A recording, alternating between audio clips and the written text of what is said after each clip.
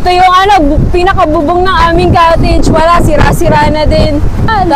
Tapos ito yung kubo namin. Ganun talaga kapag pag-aari ng dagat, kukunin din yan in the future.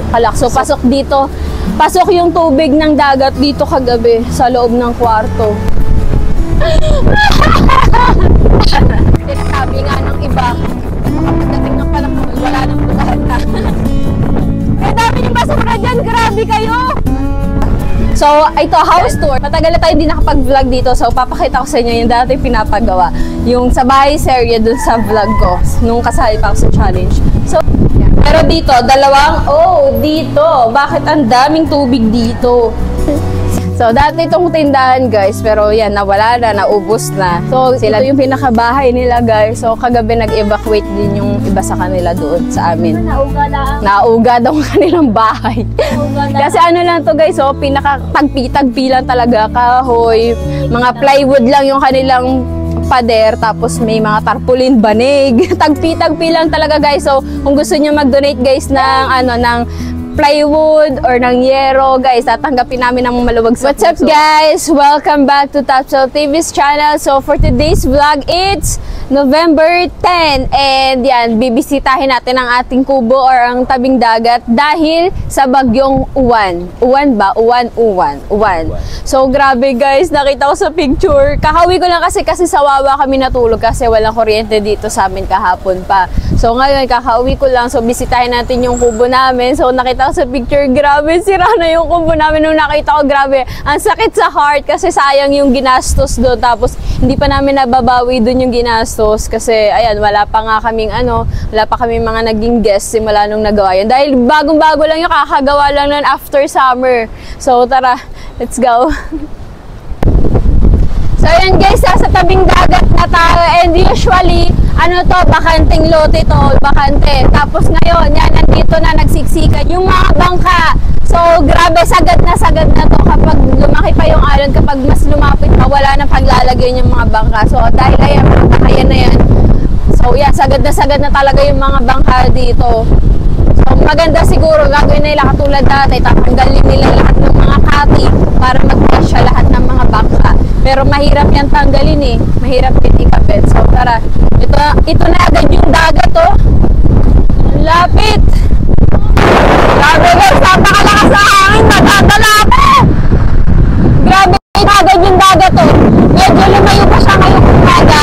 Kasi, ayan, pag-umaga. Pero pag-gabi, abot hanggang dun sa aming kubo. So, tara. Let's go. Ayan, kung nakikita niyo chocolate yung dagat. Dahil usually ganyan talaga siya pag bagyuhan. Pero sobra yung pagka-chocolate niya ngayon. No? Para ngayon ko lang nakita na ganyan kaitim yung dagat. Grabe, no? Sana nilililig na ako ang lakas ang hangin. Ang kubo namin. Iiyak ba ako?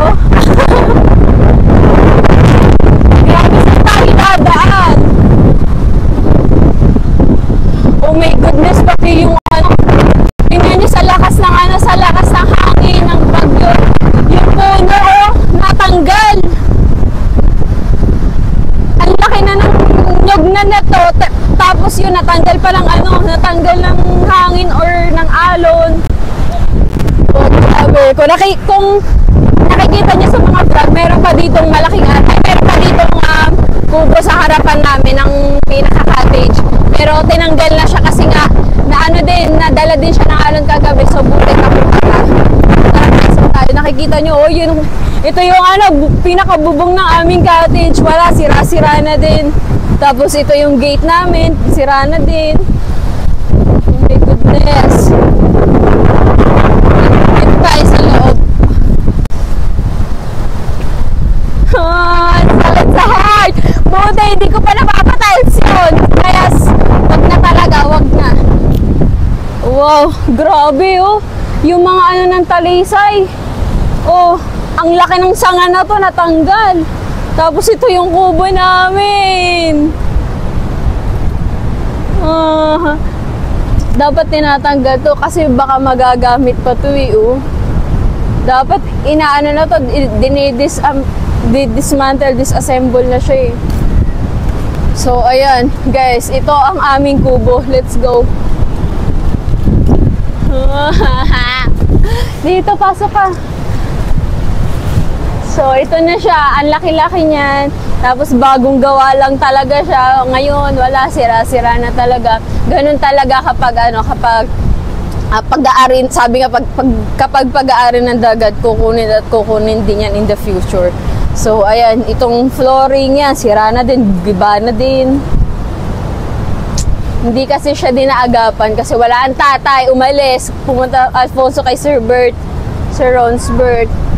So, sayang itong mga pawid na ito, pwede pa itong magamit, i-disassemble lang eh. Tapos itong electric pa, pinabayaan na sa labas.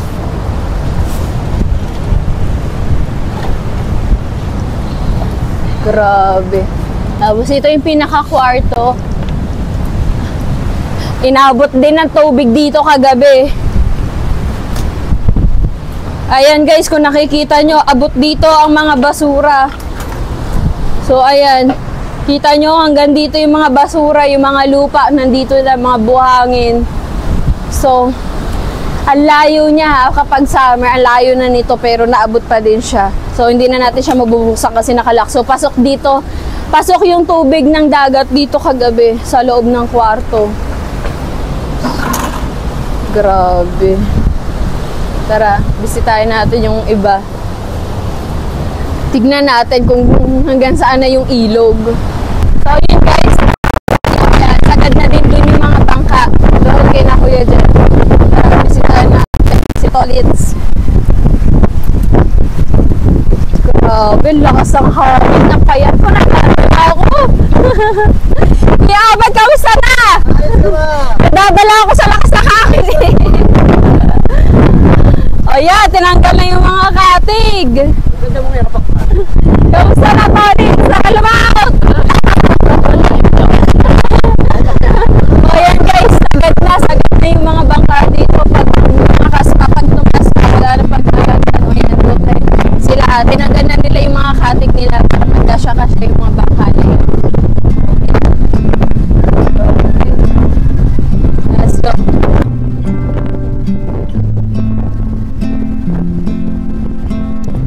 Grabe, ang lakas ng hangin. Nangyayari yung kukulitas kayo. Pero mo, ayan yung pinagdada. Lumakas na yung lupa, yung hangin.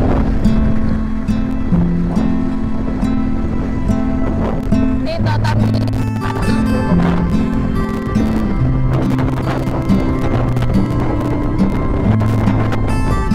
Grabe. Thumbnail.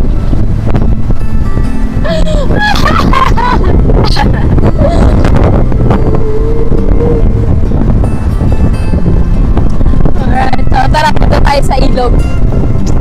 So yun guys, so punta tayo ngayon sa ilog and parang pagsubok yung dadaanan natin. Maraming ako guys, si Admar. Dati siya, tapos na lang. Ano nangyari? Sabi ko, kapit.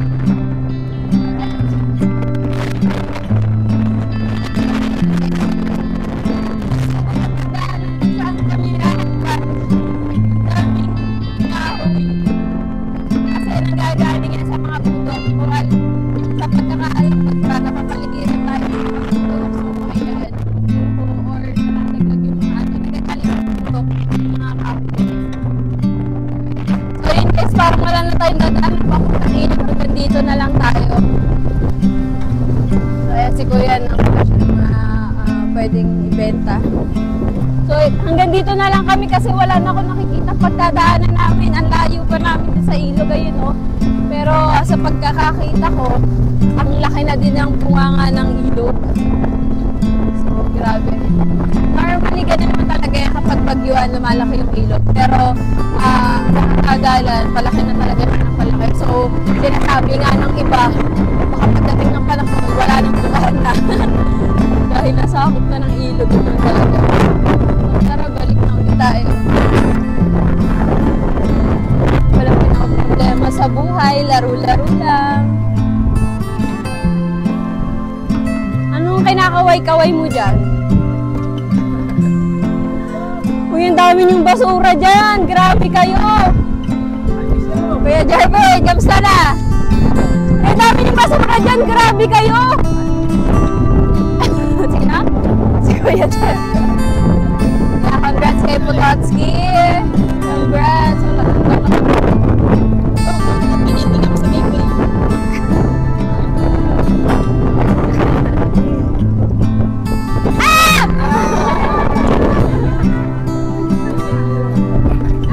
Tara na, tara na!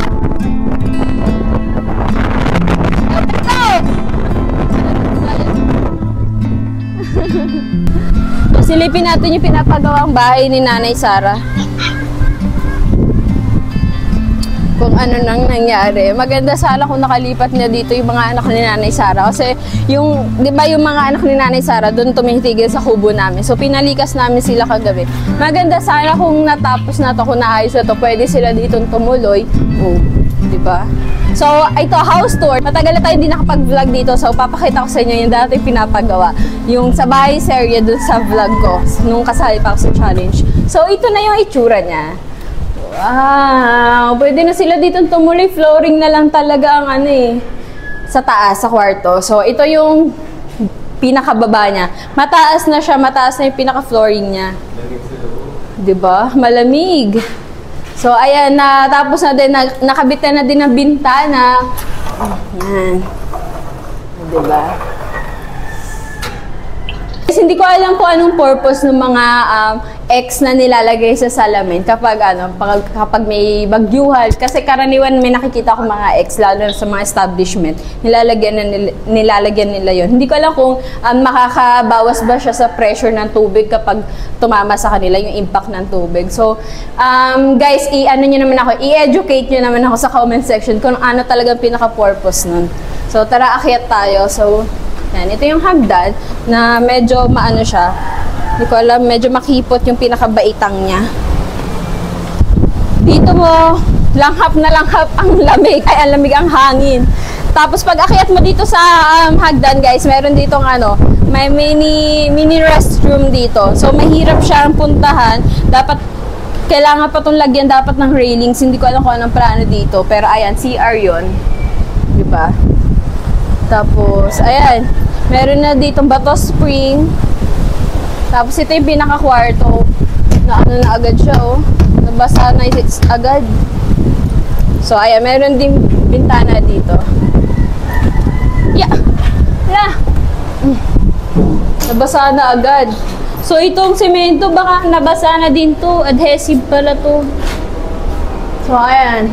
Bale, dalawang kwarto. Ang ganda. Ayos na to, oh. Ayusin na lang yung flooring. Pwede na nilang tuluyan. Parang samantala. So, ganun din sa kabila. Yan. Pero dito, dito. Bakit ang daming tubig dito? Saan siya nagmumula? Ay, kailangan siyang ipa-waterproofing kasi naglilik yung tubig sa, sa dingding. So, ayan. Kailangan itong ipa-waterproofing. Baha sa loob ng kwarto. Hindi din pala pwedeng tuluyan pa kasi walang harang dito sa pinakaharap. Tignan nyo, open na open yung harap na yun, no?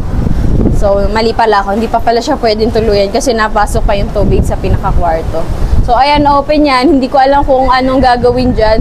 Sabi ni Nanay Sara, parang daw yan, salamin daw lahat yan or kalahati lang yung salamin. Parang ganito, kalahati lang. Tapos yan, ito yung gilid. So, dito yung bahay ni na Kuya Jeff. So, buti natanggal na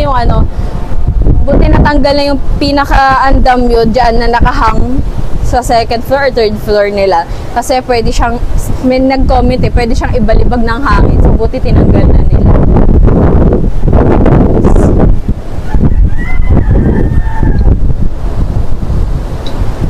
Sayang. Ang ganda din ito kapag natapos. Ang laki.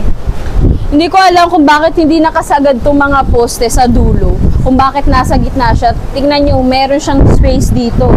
Hindi ko alam kung bakit hindi siya nakasagad. Kasi in-extend to eh. Pero sana, itinapat na lang nila sa poste. Dara, baba na tayo. Makakatakot bumaba. Ang liit ng mga steps. Uy. Ano? Ang liit ng mga steps, guys.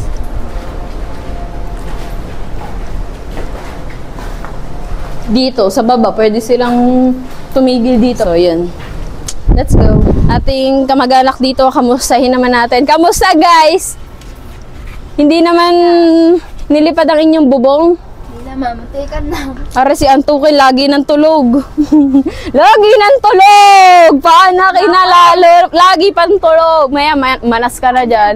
So, ito yung pinakabahay nila, guys. So, kagabi nag-evacuate din yung iba sa kanila doon sa amin. Nauga lang. Nauga daw ang kanilang bahay. Nauga lang. Kasi ano lang to, guys, so, pinaka-tagpi-tagpi lang talaga. Kahoy, mga plywood lang yung kanilang pader, tapos may mga tarpaulin, banig. Tagpi-tagpi lang talaga, guys. So, kung gusto niyo mag-donate, guys, ng plywood or ng yero, guys, tatanggapin namin ng maluwag sa puso. O, ano naman kinakain mo? Ano yan? Pansit Canton. Dirty tong patong na yun.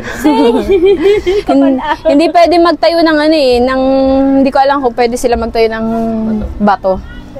Pwede naman daw kung may magdo-donate, kung may budget. So, dati itong tindahan, guys, pero yan, nawala na, naubos na. Sila din ang kumakain ng paninda nila. Meron pa silang tinda. Ano yan? Insenso at Kamangyan. Si Kamangyan Vlogs. So, labas. So, guys, nananawagan po ako. Baka po gusto niyo mag-donate ng mga ganito. Ano ba tawag dito? Mga plywood. Talagang butas-butas na yung kanilang pader.